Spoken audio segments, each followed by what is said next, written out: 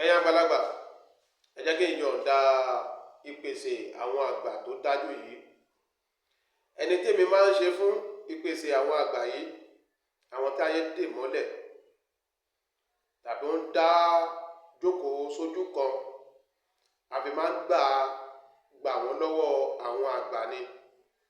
Tàbí tó rí pé nǹkan ìwọ ti lówó rí, nǹkan ọ̀lọ́mọ́ tá bá bèrè sí tó ń sọ pé nǹkan báyìí ni, tàbí ó dè ẹ́ mọ́lẹ̀ sí ojú kan tí àwa ti béèrè tá a sì rí pé ẹni yìí ó dè mọ́lẹ̀ ojú kan ló wà.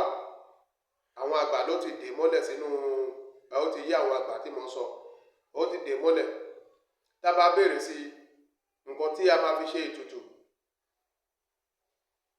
oríṣiríṣi ló máa ń yọ, ṣùgbọ́n ìpèsè àwọn àgbà tó dájú lélẹ́yìí ó rìn nínú ayé. Ẹ bá mi wá orí àgùntàn ọ̀jọ́ àti ẹsẹ̀ rẹ̀ mẹ́rẹ̀ẹ̀rin, orí àgùntàn ọ̀jọ́ àti ẹsẹ̀ rẹ̀ mẹ́rẹ̀ẹ̀rin. A ó wá sun ẹsẹ̀ náà níná.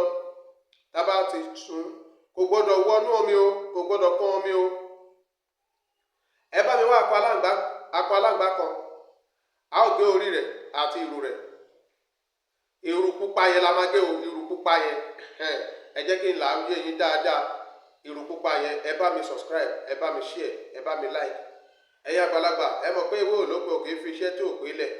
Ẹ bá mi subscribe, ẹ bá mi share, ẹ bá mi comment.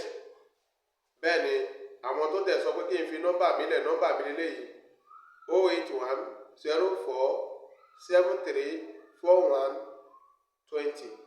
Ẹ̀yin àgbàlagbà, ẹ bá ti gé ìrù yẹn, a wá jó ìrù yẹn pẹ̀lú odidi atare kan.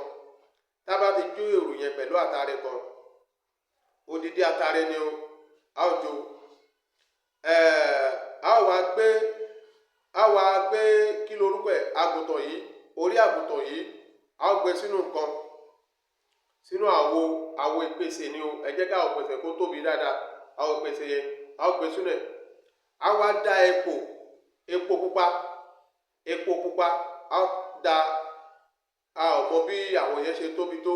Nígbà míì a máa ń da ìgò kan tàbí tọ́ọ̀bù ẹyọ kan, ìdajì ìgò a máa ń dà sí. Ẹsẹ̀ mẹ́rẹ̀ẹ̀rin, ẹ gbọ́dọ̀ fọ́ orí yẹn o.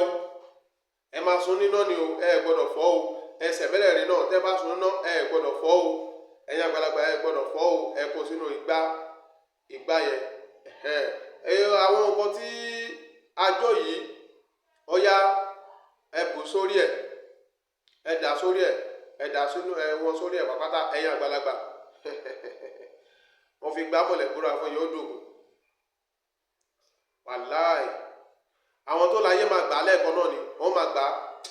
Tó bá dè ẹ́, tó bá so ẹ́, ẹ̀yin àgbàlagbà, ẹjọ́ ṣẹ́ ìwò, ẹjọ́ wò kẹwàá fúnlé lábọ̀. Bẹ́ẹ̀ ni ẹjọ́ wò kẹwàá fúnlé lábọ̀, ẹjọ́ wò. Ẹ jẹ́ kí mo máa fi iṣẹ́ kan lẹ̀ sí arọ́bì. Mo máa fi iṣẹ́ kan lẹ̀. Ẹ̀yin àgbàlagbà tàbí ìyọnú àwọn àgbà, ẹ gbìyànjú kẹ́ máa lo ìyọnú àwọn àgbà dáadáa. Orúkọ tèmi ò yí padà, ewé olópin, ẹni mọ̀ yóò mọ̀ yìí. Nọ́mbà mi lélẹ́yìí 081 04 73 41 20.